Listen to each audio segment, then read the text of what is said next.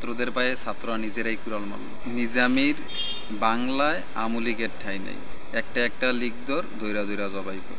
রাজনীতি দলের স্লোগান হইতে পারেন, বা ছাত্র সমাজের স্লোগান হইতে পারে না, শিক্ষিত সমাজের স্লোগান হইতে পারেন। আসসালামু আলাইকুম ভিউয়ার্স, কেমন আছেন? আশা করি আল্লাহ পাকের অশেষ রহমতে আপনারা সকলে ভালো আছেন। ছাত্রদের পায়ে ছাত্ররা নিজেরাই কুড়াল মারল। ছাত্রদের রাজনৈতিক দল এনসিপি ভবিষ্যৎ তারা নিজেরাই নষ্ট করল। গতকাল 10 মে রাত্র 11টার দিকে আমলীগকে নিষিদ্ধ করা হয়। এই নিষিদ্ধের পিছনে একমাত্র দায়ী হচ্ছে ছাত্র সংগঠন। ছাত্রদের তীব্র আন্দোলনের মুখে উপদেষ্টা পরিষদ এবং কি প্রধান উপদেষ্টা আমলীগকে নিষিদ্ধ করতে বাধ্য হয়। এক প্রকার ডক্টর ইউনূসের ইচ্ছা ছিল না, যদি ওনার ইচ্ছা থাকতো উনি প্রথমে আমলীগকে নিষিদ্ধ করতেন। ওনাকে বাধ্য করা হয় ছাত্ররা যেন আমলীগকে নিষিদ্ধ করা হয়।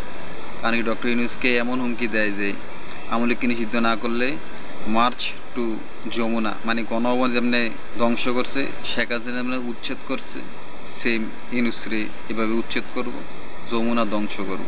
যার কারণে ডক্টর ইউনূস ক্ষমতায় থাকতে গিয়া আমলীগকে ব্যান করছে। কিভাবে ছাত্রদের পায়ে ছাত্ররা কুড়াল মারলো, আলোচনা বিষয় হচ্ছে এটাই। বাংলাদেশে সবচেয়ে পুরানো রাজনৈতিক দল হচ্ছে আওয়ামী লীগ।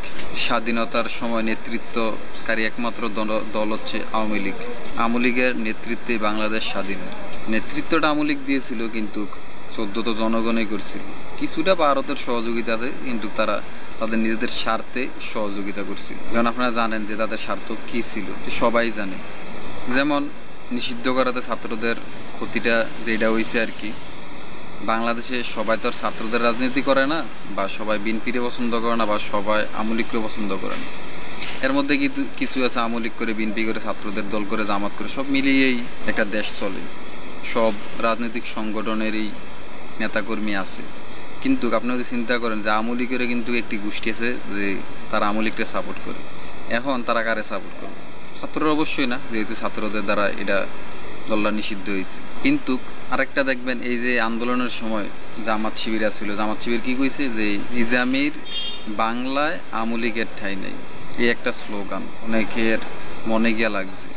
71-এর সময় এই জামাত শিবির এই বাংলাদেশে বিরোধিতা করছে, এখন তারা এই স্লোগান দিতেছে এই শাহবাগের মধ্যে যে নিজামীর বাংলায় আওয়ামী লীগের ঠাঁই নেই।